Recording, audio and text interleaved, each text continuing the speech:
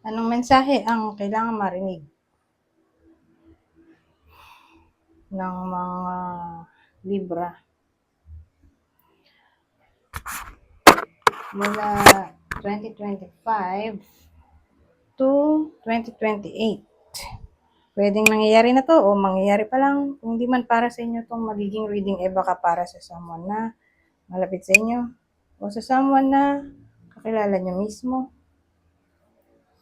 Baka may lumabas na gender mamaya. Gawin nyo na lang energy, masculine at feminine energy. Pwede rin naman na wag nyo nang pansinin yung gender. Hindi ko alam kung anong lalabas, kung positive ba o negative na reading. Depende sa kung anong mapipick up kong energy. Anyways, magsimula na tayo. Kung hindi mag-resonate sa inyo to, edi i-adjust nyo na lang ang video at hanapin nyo to. Kung hindi pa rin, edi dito na. Ito ang last deck natin.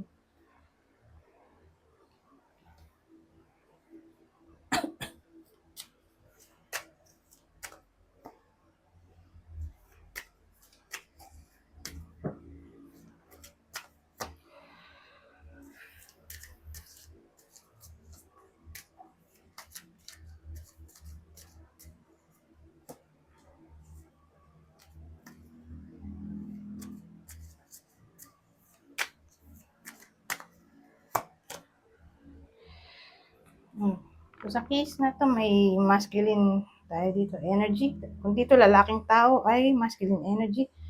Kunin nyo lang yung info na sa tingin nyo ay para sa inyo o sa kakilala nyo. Kasi pwedeng kayo mismo to o ito yung person nyo o kakilala nyo na malapit sa inyo. I-describe ko yung tao. Okay? So again, kunin nyo lang yung info na sa tingin nyo fit sa inyo. Senior, 60 years old and above.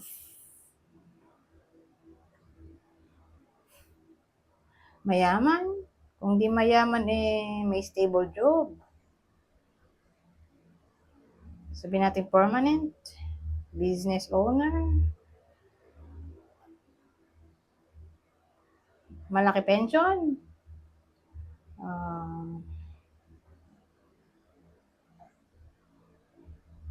Hindi ko naman masasabi kung kasal o hindi. Walang basehan. Hindi rin masabi kung may anak ba to. Basahin lang yung description na sinabi ko.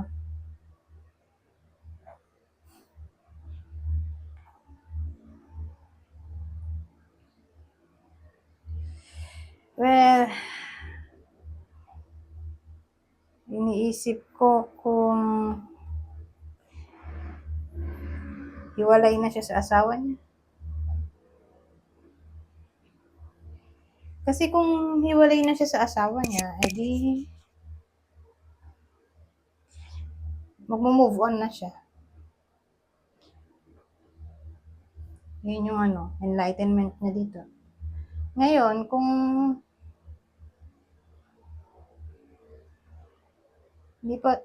hindi pa to nangyayari kasi may tayo,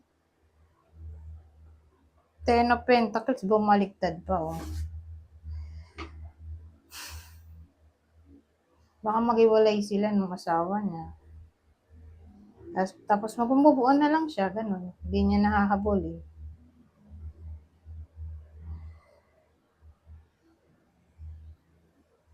Siyempre, hindi naman lahat ay tatamaan ng reading na to. So, sino yung possible partner dito? Ng bida sa kwento. Kasi mukhang pamilyado siya Dahil may family card tayo.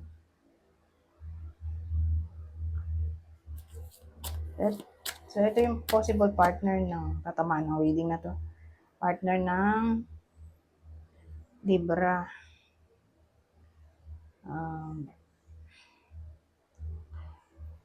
Kapwa Libra, Scorpio.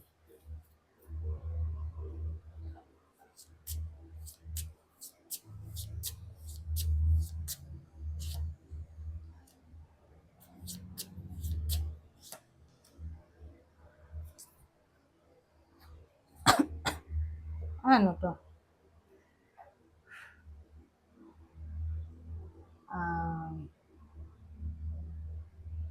Ang dating sa akin,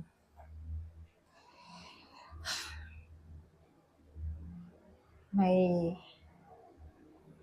iba sa inyo na Libra, baka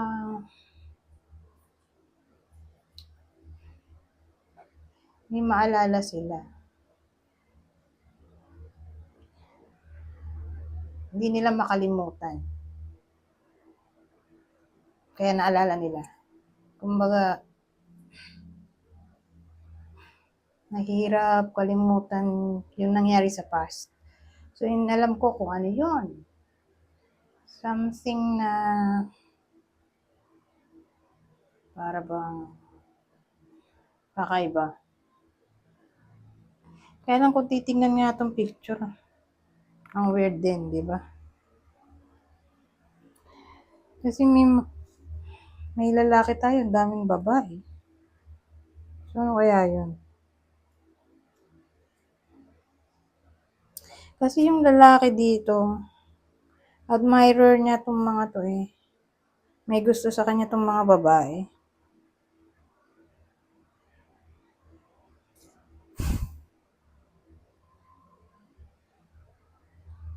So, yung hindi makalimutan ay yun nga. Siguro nag-cheat o naging babaero o lalakero yung partner.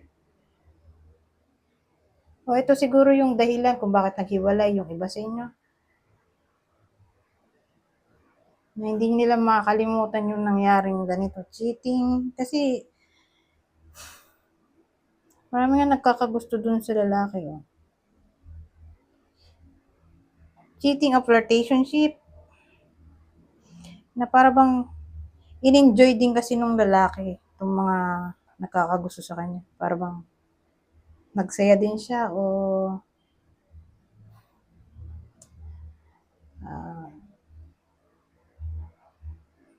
tawag doon, inaccept din niya yung mga yan. Yung para bang di niya nilayuan. Ginusto rin niya.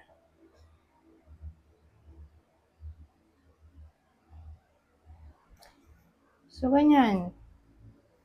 Yung, ano siya more like nangyari na sa past. Na maalala ng iba sa inyo. Na niloko sila, ang partner nila dati. Magre-reminisce sila. Ganun. So, nangyari sa past. Kuha pa tayo ng iba.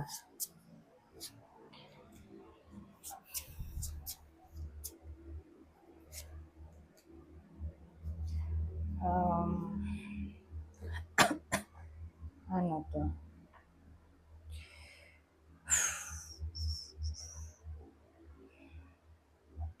So, ang dating sa akin, may iba sa inyo na kokontrolin nila ang kanilang emotion. Siguro matututo silang i-balance ang kanilang emotion. Pwede rin.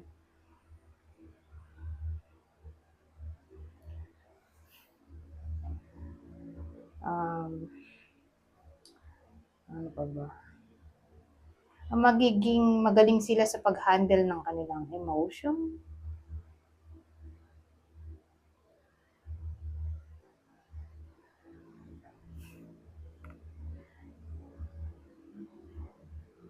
Yung iba nga sa inyo, ano eh,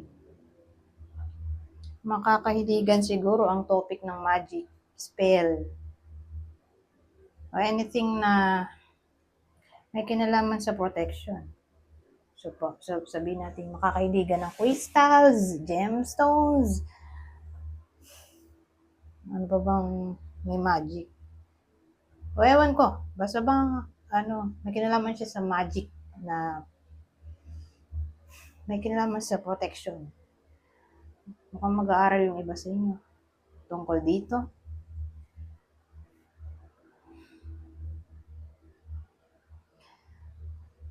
O pwede rin namang ganito.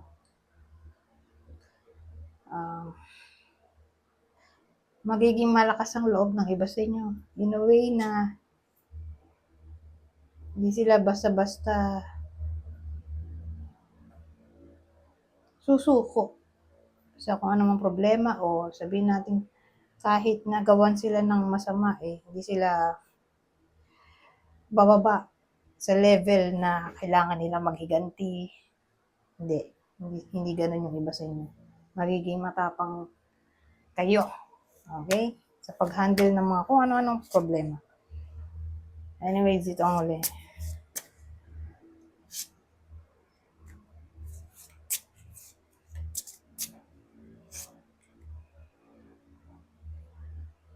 Ito na nga yung strength na sinasabi ko.